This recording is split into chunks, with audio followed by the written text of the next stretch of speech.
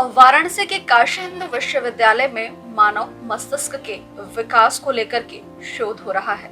ऐसा पहली बार हो रहा है जब आईएमएस बीएचयू के न्यूरोलॉजी विभाग, दृश्य कला संकाय और पुरातत्व विभाग के वैज्ञानिक मिलकर के मानव मस्तिष्क के ऊपर शोध कर रहे हैं। बता दें कि शोध में इंसान का दिमाग अगले 100 वर्षों में कैसा होगा, किस तरह से काम करेगा, इसको लेकर के बकायदा रिसर्च किया जा रहा है। बड़ी बात यह है कि इस रिसर्च में मानव मस्तिष्क के स्कल, इसके साथ ही साथ लगभग 35 साल पहले जो जिस तरीके की चित्रकारी की जा रही थी, उस चित्रकारी के जरिए मानव के मस्तिष्क को समझने का प्रयास किया जा रहा है। इसके प्रारंभिक नतीजे भी चौंकाने वाले हैं। प्रारंभिक नतीजों में पता चला है कि पिछले 2 लाख वर्षों में मानव के दिमाग का आकार बढ़ा ही नहीं है, बल्कि उसके दिमाग की कार्यशैली बढ़ गई है।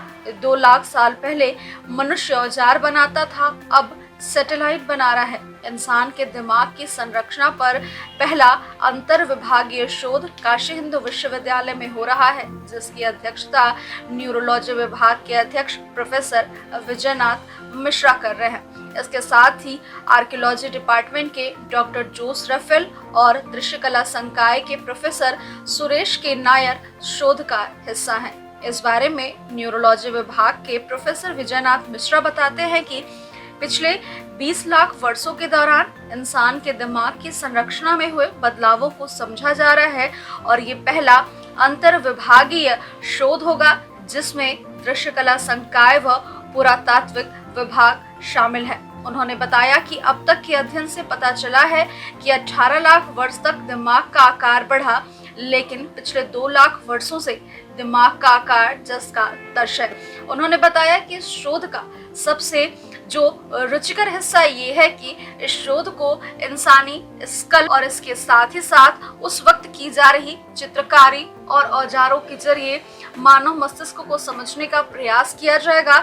इसके साथ ही वर्तमान में मानव मस्तिष्क के परिवर्तन को देखते हुए आगामी दिनों में वो किस तरीके से सोचेंगे, आगामी 100 वर्षों तक किस तरीके से दिमाग का विकास होगा, इस पर काम किया जाएगा। इंसानी दिमाग कैसा था, चूँकि भारत में हड्डियाँ मिलती नहीं, यहाँ की जलवायु में हड्डियाँ गल जाती थी। अफ्रीका में देखिए सारी इंसानों की हड्डियाँ मिली। 2 लाख साल पहले कैसा था, 10 लाख साल पहले कैसा था, 20 लाख साल पहले कैसा था।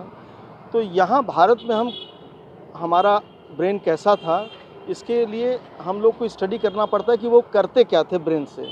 जैसे ईंट पत्थर के औजार बनाते थे, वो चित्र बनाते थे।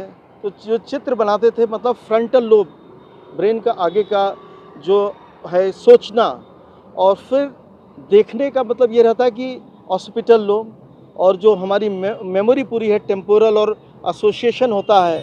तो बेसिकली फ्रंटो टेम्पोरल और पैराइटल और ऑक्सीपिटल की चारों कोऑर्डिनेशन से जो हमारा ये सारा ज्ञान है, पत्थर से औजार बनाना और उसको चित्र बनाना, उसी को हम लोग अपने 3 विशेषज्ञ आर्कियोलॉजी, न्यूरोलॉजी, विजुअल आर्ट्स, उसको हम लोग फाइंड आउट करेंगे। फिर हम लोग का अगला काम क्या है कि हम लोग लाइव सब्जेक्ट लेंगे। जैसे हम लोगों ने शिल्पकार लेंगे, विजुअल आर्ट्स के लोग लेंगे, उनका हम लोग ब्रेन स्टडी करेंगे फंक्शनल एमआरआई से, ज़रूरत होगी तो पेट करेंगे, और फिर ये बताएंगे कि आखिर आज की जो कैपेबिलिटी है उसकी ब्रेन की पुरानी कैपेबिलिटी कैसी थी और आगे क्या होने वाला है। यही प्रोजेक्शन है। कब तक ये शोध पूरा होगा?